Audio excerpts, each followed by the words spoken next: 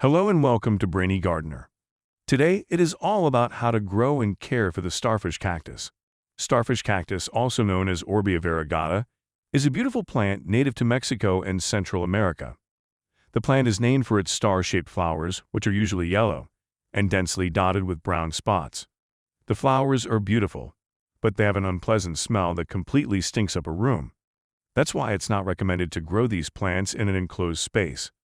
A patio or deck is a safe choice. The buzzing of flies that circle a pollinating flower is similar to how insects are attracted to carrion, which is why it is also called carrion flower or carrion cactus. Specimens vary considerably. No two are quite alike.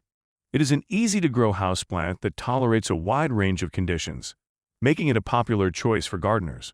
It spreads so easily that it's considered an invasive species in many parts of the world. Starfish cactus can be grown outdoors in a sunny location, but it is also happy indoors with bright, indirect light. Some shade from the afternoon is appreciated but not necessary. Since the flowers have a very intense smell, it's best to keep them away from areas where you spend a lot of time.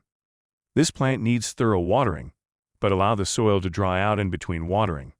In the winter, water even less often, just enough to keep the leaves from shriveling. It is quite drought tolerant and can survive long periods without water. Starfish cactus does best in warm weather. It can survive short periods of colder temperatures, but it will not flower if the temperature drops below 50 degrees Fahrenheit. It can even survive below freezing temperatures quite easily if kept dry. Good ventilation is key to keeping this plant happy. This plant is not particular about humidity and will do well in both dry and humid conditions.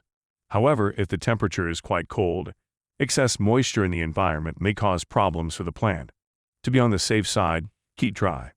Fertilize this plant once a month during the growing season with a succulent fertilizer or a balanced liquid fertilizer diluted to half strength. In the winter, fertilizing can be skipped altogether. Starfish is among the easiest cacti to propagate. Pollination by air is common, and you might find a new starfish cactus growing in a pot you don't remember planting it in. The plant can be propagated by seeds and cuttings. It is much more common to propagate by cuttings. Simply take a cutting from the main plant after it has flowered and allow it to dry out for a few days before replanting in well-draining succulent soil.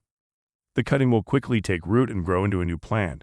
To propagate by seeds, wait until the plant has flowered and fruits have developed. The fruits will eventually burst open, revealing seeds that can be planted in well-draining succulent soil.